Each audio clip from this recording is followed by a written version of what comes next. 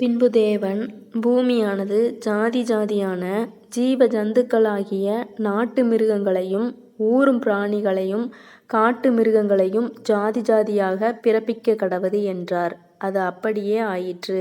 தேவன் பூமியிலுள்ள ஜாதி ஜாதியான காட்டு மிருகங்களையும் ஜாதி ஜாதியான நாட்டு மிருகங்களையும் பூமியில் ஊரும் பிராணிகள் எல்லாவற்றையும் உண்டாக்கினார். தேவன் அது நல்லது என்று கண்டார்.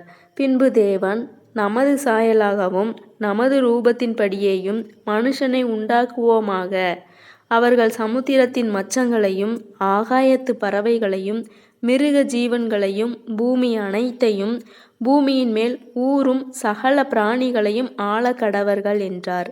தேவன் தம்முடைய சாயலாக மனுஷனை சிருஷ்டித்தார். அவனை தேவ சாயலாகவே சிருஷ்டித்தார். ஆணும் பெண்ணுமாக அவர்களை சிருஷ்டித்தார்.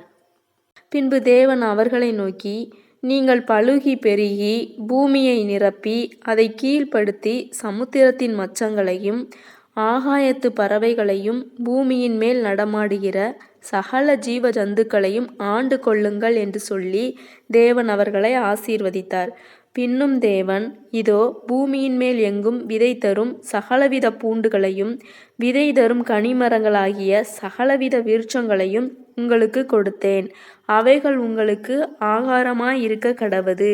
பூமியிலுள்ள சகல மிருக ஜீவன்களுக்கும் ஆகாயத்திலுள்ள சகல பறவைகளுக்கும் பூமியின் மேல் ஊரும் பிராணிகள் எல்லாவற்றிற்கும் பசுமையான சகல பூண்டுகளையும் ஆகாரமாக கொடுத்தேன் என்றார்.